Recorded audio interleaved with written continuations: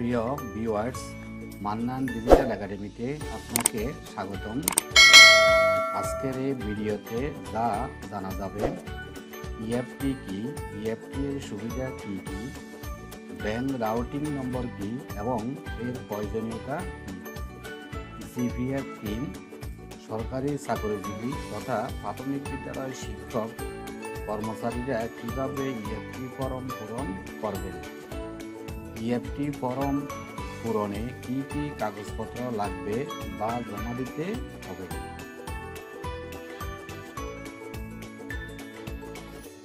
EFT কি? EFT এর পূর্ণ অর্থ হলো ইলেকট্রনিক ফান্ড ট্রান্সফার, যার বাংলা অর্থ হচ্ছে ইলেকট্রনিক তহবিল স্থানান্তর। ইএফটি হচ্ছে কম্পিউটার সিস্টেমে এক অ্যাকাউন্ট থেকে অন্য অ্যাকাউন্টে অর্থ স্থানান্তর করার একটি প্রক্রিয়া। ইএফটি এর সুবিধা কি কি? ইএফটি এর মাধ্যমে অতি অল্প সময়ে কর্মকর্তা কর্মচারীদের বেতন দেওয়া সম্ভব হচ্ছে। এই পদ্ধতি চালু করার ফলে সরকারি সকল কর্মকর্তা কর্মচারীদের বেতন ভাতা, পেনশন, গৃহঋণ ইত্যাদি সকল কাজ দ্রুত করা সম্ভব হবে। দায়িত্বশীলগণ দাবি করছেন, এতে দূর হবে সকল আর্থিক অনিয়ম। ইএফটি সিস্টেমে কর্মকর্তা কর্মচারীদের সকল বেতন ভাতা, ইনক্রিমেন্ট ইত্যাদি যাবতীয় তথ্য ডাটাবেজ আকারে থাকবে। ব্যাংক রাউটিং নম্বর এবং এর প্রয়োজনীয়তা। একটি ব্যাংক রাউটিং নম্বর হলো 9 ডিজিটের একটি নম্বর, যা দ্বারা কোনো ব্যাংকের নির্দিষ্ট ব্রাঞ্চ বা ডিপার্টমেন্ট নির্ধারণ করা যায় এবং হিসেব যাচাই করা যায়। সাধারণত ব্যাংক চেকের পাতায় চেক নম্বরের বাম পাশে 9 ডিজিটের ব্যাংক রাউটিং নম্বর ছাপা থাকে। এছাড়া আধুনিক MICR অর্থাৎ ম্যাগনেটিক ইঙ্ক ক্যারেক্টার রিকগনিশন চেকের পাতায় অ্যাকাউন্ট নম্বরের পাশাপাশি একটি ব্যাংক রাউটিং নম্বর থাকে। ব্রাঞ্চ নির্ধারণ ছাড়াও আন্তঃব্যাংক cheque transfer, electronic fund transfer, online payment ইত্যাদি কাজে ব্যাংক রাউটিং নম্বরের প্রয়োজনীয়তা রয়েছে। নিচে একটি চেকের পাতায় রাউটিং নম্বর দেখানো হলো।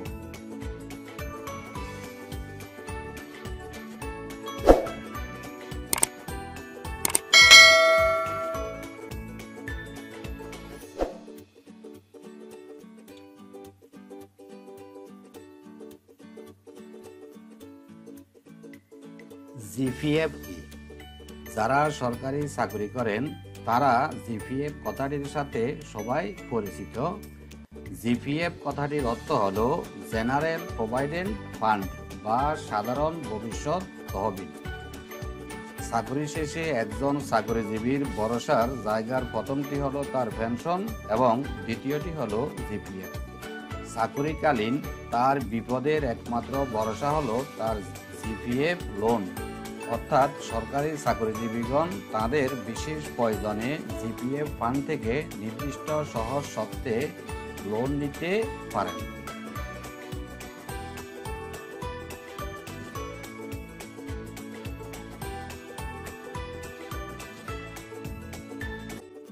বর্তমানে নবম থেকে দশম গ্রেডে কর্মরত সরকারি চাকরিজীবীদের বেতন ভাতা ইএফটির মাধ্যমে দেয়া হচ্ছে। আগামী জুন মাসের মধ্যে দশম থেকে 20তম গ্রেডের কর্মকর্তা কর্মচারীদের বেতন ভাতাও ইএফটির আওতায় দেয়া হবে।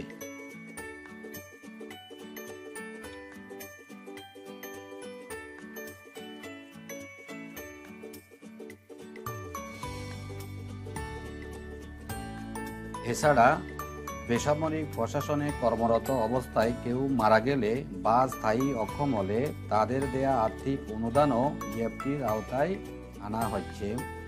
এছাড়া কল্যাণ অনুদানের টাকাও ইএফটির মাধ্যমে দেয়া হবে। এতে এইসব অনুদানের টাকা সরাসরি উপকারভোগীর ব্যাংক অ্যাকাউন্টে চলে যাবে। সরকারি কর্মচারীর চাকরি সংক্রান্ত তথ্যাদি অর্থাৎ প্রাথমিক বিদ্যালয়ের শিক্ষক এবং অন্যান্য কর্মচারীগণ তারা তাদের বেতন ভাতাদি সহ সকল সুযোগ সুবিধা পাওয়ার লক্ষ্যে তারা এই ফর্মটি পূরণ করবেন। এখানে রয়েছে প্রাথমিক তথ্যাদি, কর্মচারীর নাম বাংলায়, পদবি, জাতীয় পরিচয়পত্র নম্বর, জন্ম তারিখ, এগুলা তারা এখানে পূরণ করবেন।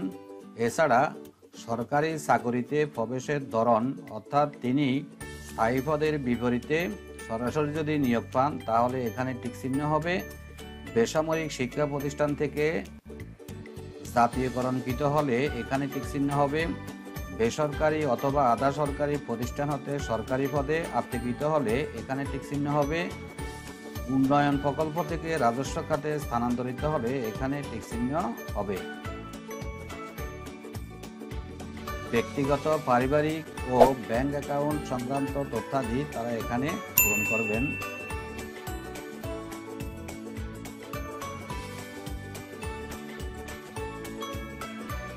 পারিবারিক তথ্যাদি তারা এখানে পূরণ করবেন।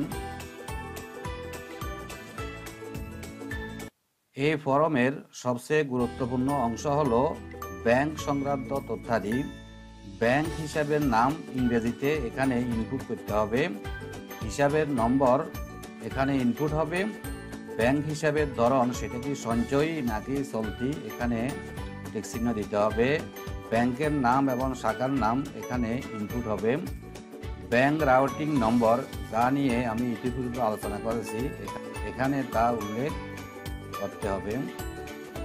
চাকরি সম্পর্কিত তথ্যাদি, বর্তমান পদ, বর্তমান পদে যোগদানের তারিখ, বর্তমান গ্রেড, বর্তমান স্কেল, বর্তমান শ্রেণী, এগুলো এখানে উল্লেখ করতে হবে। প্রথম যোগদানের তারিখ এবং অন্যান্য তথ্য এখানে ইনপুট হবে। পদোন্নতি, উচ্চতর স্কেলের তথ্যাদি যদি তারা পেয়ে থাকেন এখানে উল্লেখ হবে। সরকারি আবাসন সংক্রান্ত তথ্যাদি, অর্থাৎ সরকারি কর্মচারীগণ যদি কোনো সরকারি আবাসন ভোগ করে থাকেন তাহলে এখানে উল্লেখ করবে। বেতন ভাতাদি ও কর্তন সম্পর্কিত তথ্যাদি এখানে ইনপুট হবে।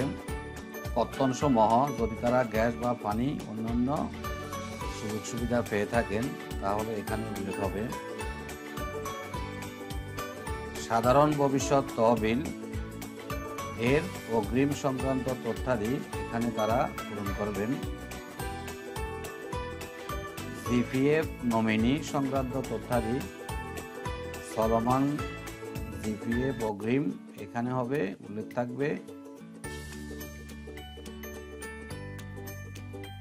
বর্তমান ঋণ সংক্রান্ত তথ্যাদি এখানে তারা উল্লেখ করবেন।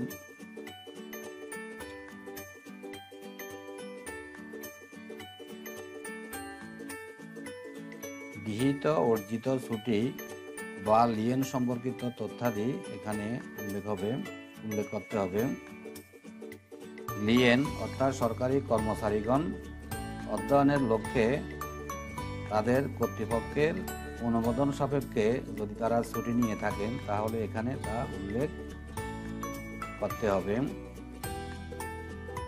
শৃঙ্খলামূলক ব্যবস্থা অর্থাৎ সরকারি কর্মচারীগণ যদি কোনো দণ্ডে দণ্ডিত হন, কখন তিনি দণ্ডিত হলেন ইত্যাদি যাবতীয় তথ্য এখানে উল্লেখ করবেন যদি দণ্ডিত হয়ে থাকেন। চাকরিজীবীর অবর্তমানে পেনশন প্রাপ্তির উত্তরাধিকারী মনোনয়ন সম্পর্কিত তথ্যাদি তারা এখানে পূরণ করবেন।